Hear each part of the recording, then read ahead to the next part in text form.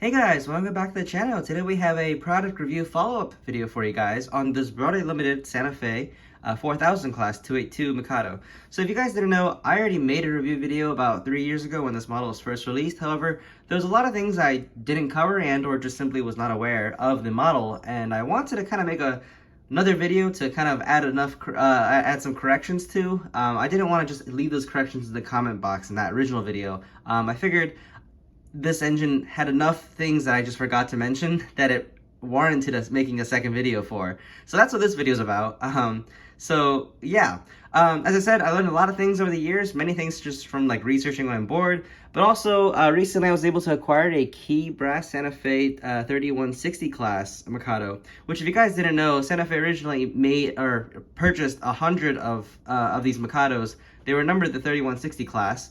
And then they liked them so much they ordered another 100 of them and named them the 4000 class. That's why these look very similar, although there are a few detail differences here and there, but everything I'm going to be pointing out should be the same across both of these. So yeah, I learned a lot over the years and I wanted to just kind of make videos. So I have a list on my right and I'm just going to kind of go down the list. And so let's get started. So very first thing is in the original video, I had a review of 4023, not 4025 here. I have since swapped that model out for this one. I basically just got rid of that one and I got this one instead. The main difference is just the fact that this one has a center disc driver, which I thought was really, really cool. The one I originally had just a simple regular spoke disc driver. However, Broadway Limited made both variants, and they also made the road and switching variants. And that basically just meant instead of, this is a switching variant, so it has the backup light, a working backup light, and it has the switching pilot. However, the road variant would have a pilot that looked a little bit more like this, basically having spokes going the entire length instead of just the middle here, and it didn't have a backup light. I know for the 210-2s, by the way, there were a lot more road variants than switching variants, but for the 282s, I think, from just looking at photos, I think there's a decent amount of both, and so that's the reason why I opted for the switching pilot version, which gives you the additional rear backup light, which is pretty cool. But anyways, I wanted to just mention that they did make both. That being said, though, Broadway Limited definitely made the modernized 4000 class. So no matter what variant you bought, all of them came with the modernizations that Santa Fe added to their 4000 class. As built, these engines, sorry, they only had a single sand dome. They didn't have the second one. They added this later in the year. And they also replaced the cab and extended it out. You can kind of see on the key model here, you can kind of see that the second window here is much longer than the first one, and you can see the back plate with the cab used to end, and you can see how they extended it past, and it looks almost seamless, but you can see how the cab is longer, unusually long, and actually BLI also replicated this with a much longer second window. That's something that I don't know if they mentioned or not, but that is definitely true across all Santa Fe, or all of the models that BLI made, although in real life you would see a mixture of both, you know, but they didn't really mention that. BLI's models also all came with the, I think this is the Hodges style trailing truck. Let me correct that if I'm wrong, but this style trailing truck, mostly just because they want to simply reuse the trailing truck from the 210-2 model. In fact, this is what I'll get to, but they reused a lot of stuff from their 210-2 model, including the tender. That's the reason why they opted to make this style tender instead of this kind of tender, which was far more common on the Santa Fe 4000 class and the 3160 class. Although some later modernized 4000 class engines did get upgraded longer tenders, and that's the and BLI specifically chose to only number their engines off of those specific road engines. So anyways, I just wanted to mention that if anyone wasn't familiar with the 4000 class, that's some information for you. But yeah, besides that, to go into actual information on the model itself, I still stand by what I said originally about how detailed this thing is. I think it's really, really well detailed. I do have to correct myself. This boiler is indeed die-cast. It is not plastic. That's what gives it its nice hefty weight. I do believe the cab is still plastic. Yeah, I think it's just the boiler and the firebox, and just basically most of the engine is die-cast. Sorry, but the front here, the smoke box front, the cab, and the tender is all plastic still. But yeah, just wanted to clarify that from the original video. As I said, the detail is really good. However, actually, looking at it a little closer, there's actually quite a bit of molded on detail on this boiler here. don't know how obvious it is to see, but like some of this stuff is rather noticeable. Like for example, that right there. Obviously, you have the hand roach separately applied, but the thing behind it, that's molded on. There's just quite a bit of molded on stuff. I think that's the, yeah, that's the headlight wire. It goes the full length, but that right there is all molded on. Going to the other side, I think there's some more noticeable stuff here. Like this thing is very obviously molded on, as is the generator plumbing. And so, yeah, when you look a little closer, there's actually a decent amount of molded on stuff. Like this pipe in the front here, it's molded on. So, like, looking at everything here, like, that's molded on, that's separately applied, the handrail separately applied, the sand valves, the sand lines are separately applied, but then this is molded on, those are molded on, the injector hose is separately applied. But yeah, so definitely more separately, more molded on detail than I originally mentioned in the video. It's not super noticeable, but definitely upon closer inspection, it's definitely molded on. And you definitely notice that a little bit more now that I've owned it for a few years. I want to talk about paint. So I do like how Santa Fe painted the sunshades, nice like canvas color. They are very finely added, which I much prefer over the plastic ones they put on the 210 too. The tarpon gray in the front here looks really good. I really do like the choice of gray they used in the front. However, the front shows another kind of limitation with BLI, is that they reuse the same headlight on all their Santa Fe models, in fact, including this 484. But this headlight is really, really oversized, and it is very obvious how big it is. It's much bigger in diameter and much longer. So if you compare this to the Key model, I don't know how obvious that is in video, but that thing is absolutely huge. It is a chunkster, and it is quite noticeable. And in fact, it's a dead giveaway this is a BLI model, I've noticed. And when I look at pictures of these posted by the people, it is really obvious when it's a BLI engine, because the headlight is just absolutely huge. It's much longer than it should be.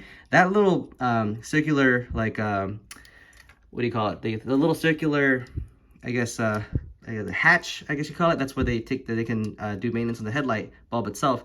It should be somewhat centered a little bit, you know, toward the closer to the smoke box end, but this thing is just absolutely huge and very clearly offset to the right in this side. You can also clearly see where the headlight kind of goes through. Yeah, it's just all in all, you can see how much the headlight pokes past the number plate, which is just kind of funny, or the headlight bracket, sorry. It just looks pretty bad. Oh, here's some more of that molded on stuff. You can see the molded on marker light wires and the number board wires there. So yeah, definitely that's something I really want to change. In fact, I'll probably post a follow-up video on some modifications I want to do to this engine and how that progresses. So definitely check the link down below or the title card on the top right to see my progress on changing things. But this is just going to be a review video, so I'm just going to talk about what the engine is like stock. But yeah, so the headlight is really, really oversized. The front handrail is also really, really chunky. The handrail around the boiler is all wire. But the handrail on the front here is a one-piece plastic, and you can kind of tell by how like chunky that those handrail things are. They're not even real stanchions. It's just like a piece of plastic. You can tell that's a real stanchion right there, and that's a piece of plastic right there, and it's quite noticeable if you ask me. Also makes it much more fragile. I would say the front handrail is one of the more fragile parts of this engine. I don't know why they would make it out of plastic, but yeah. All right. Lastly, and most critically, is the firebox area of the engine. This is probably the biggest issue with this engine, to my eyes. There is critical design problems in terms of how the engine works, and it's just proportionally misdimensioned. So if you look at the Key engine, this is just for comparison, and by the way, by no means am I saying expensive models are always better. They're not, but in this case I'm just using the Key model to compare. I could also use online photos, but from comparing to pictures online, this thing is much more accurate.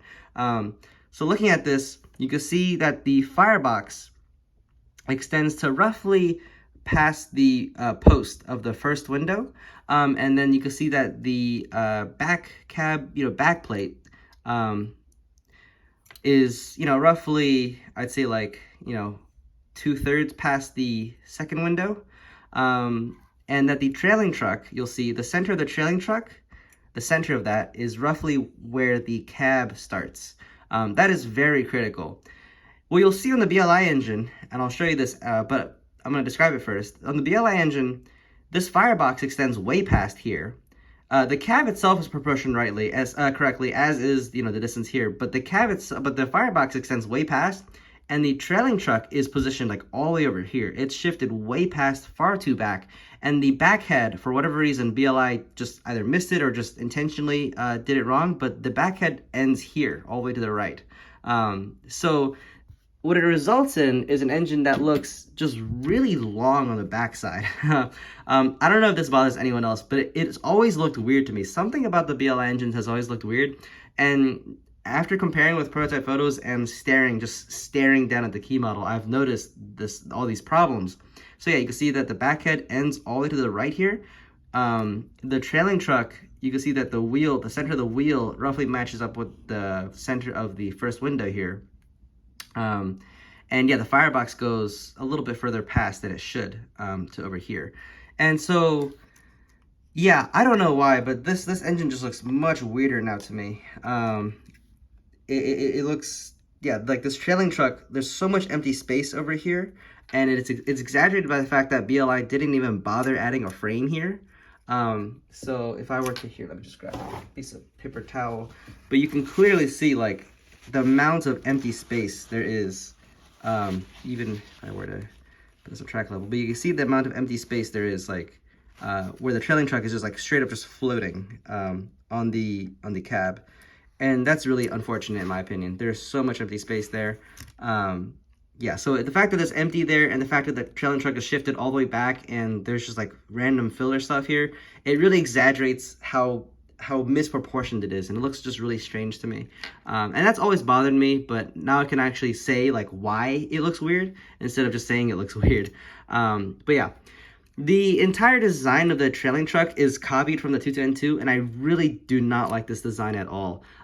So as I said, the frame is just completely missing in this area. In real life, you would see, a bunch of stuff, like on this one here, for example, you can see like there's I don't know what that is. I think it's the ash pan area, but yeah, the frame should cover most of that area up, like on all Steam engines. But BLI and MTH are both kind of notorious for this, for just having exposed frames, and it's getting worse and worse, I see, on their more recent models.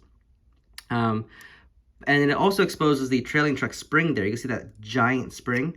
And for whatever reason, they wanted to mount the drawbar to the tender spring mount, which is absolutely crazy to me. There's a reason why these drawbars are usually mounted around here. Because like, and I'll explain why, but I think the reason why they did this is so they could have this, like, I guess, turn more. But just having this connected to the trailing truck means many things. For one, it means that you can't have anything here. There's a reason this is all empty over here. Like on a normal engine, like on this MTH here, I'm just gonna take this out for fun. You can see that, this part's filled in as it should be with frame, like on the prototypes. But on here, it's just all empty. It's just free floating. There's absolutely nothing. The injectors are just kind of floating there. And that's because they have to remove all that so they can have space for the trailing truck to, pivot and swing and whatnot. So that's one thing. Another thing is because now this spring is doubling as both pushing down the trailing truck and ensuring that this drawbar is straight and not flopping. This spring has to be much stiffer than it normally has to be. And as a result, because the spring is so stiff, this trailing truck is really being pushed down by the spring and almost lifting up the backside of this engine. You can imagine the stiffer the spring is, the more it lifts up the back of the engine and the less traction your drivers are getting. That's a big problem, again, on BLI and MTH engines. That's the reason I actually sometimes even remove the springs off of engines, because if you think about it, the more springs you got in the leading truck and trailing truck, the more it's lifting your engine basically up the track. And then it means that these drivers are barely, you can make your engine really heavy, but if your drivers are not, if the weight is not placed on the drivers, your engine is barely pulling anything. So yeah, they had to make this spring much stiffer than it normally would have to be, because they put the drawbar onto it. The spring is also like a weird cone shape, and that's just a simple design oversight. I'll take this thing apart and show you. Alright, so here it is with the trailing truck taken apart. By the way, it's very obvious to think this thing was used for another engine originally and reused for this model, because you can see this hole here, which you could tell was originally useful for something, but on this model is not useful at all. So anyways, so here is the little pin pivot thing that BLI uses to mount the screws in. And you can tell they didn't think of this right, because instead of making this, you know, basically flush with the frame, and or just simply having the frame rise up to this level, they clearly added this as an afterthought. And then when they realized they added this, they had no space for the spring. They had to make the spring, instead of, you know, sitting on top of here and always being compressed, they needed to keep the spring the same length. And so they just had to make it go around the outside of it, which is just hilarious. Just looks really, really bad. So anyways, just kind of a funny mistake on BLI's part. I don't see why they couldn't have just simply had this hole either be flush with the frame itself, because there's actually plenty of space inside the frame where this screw could have just simply mounted into, or just, I don't know, they just total afterthought and looks terrible. So yeah, with the spring being a weird cone shape and it being extremely visible because they didn't even bother hiding it, it just looks really, really bad. And again, I think a lot of this could be explained by the fact that they were trying to just reuse as many parts as possible from the 210-2, at least in terms of design, but it just looks really, really bad.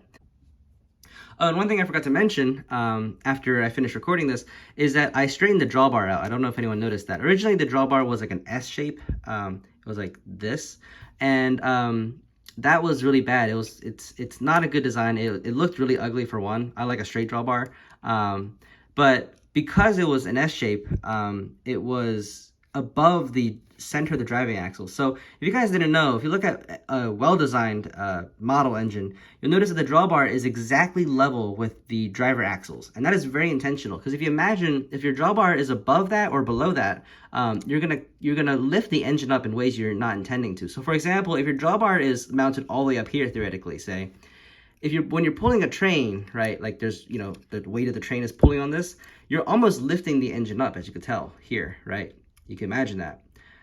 Similarly, if your drawbar is too low, below the center of the drivers, when you pull on it, you're basically lifting the end of the backside of the engine up, if you can imagine that. And that is the reason why you want your drawbar to be exactly level with your driver axles. That is very intentional. And right now with it straightened, it is pretty much exactly level. But originally, with the original shape of it, because it's all bent and weird, it was above the driver axles. Effectively, what that meant was that every time it was pulling a heavy train, the train was effectively lifting the front of the engine up every time it pulled something. So just, again, really not, I really do not like their original design. But anyways, back to the video. But overall, you know, this engine, it looks all right. The original owner I bought this from painted the driver axle ends and the leading wheel ends, which is a nice touch. I still have to paint the trailing truck and the tender wheels later black. But anyways, you know, overall, it's not a bad engine. I really don't want to make it sound like that. It's just kind of crazy that BLI made this big oversight. Either they didn't know better and just made a mistake, or they, even worse, is they intentionally were trying to cut costs by reusing parts and intentionally made this error. And either way is not a really good look, in my opinion. I also don't know why no one has mentioned this online at all. I tried to look it up, and I don't think anyone has mentioned these issues before. So either people are just they don't really care, or people just haven't noticed. But it looks really weird to me. It sticks out like a sore thumb, as I said. I've looked at so many pictures of these, and something just always looked off. But anyways, that's pretty much it for the video. Hopefully this was informative or interesting to somebody out there. I'm assuming I'm not the only one that is bothered by this kind of stuff. But anyways, yeah, so hopefully this was interesting to you guys. Hope you guys enjoyed the video. Another rant video by me. Yeah, if you have any questions or comments, please comment down below. I tried my best to answer all of them. And yeah, I'll see you guys next time. Take care.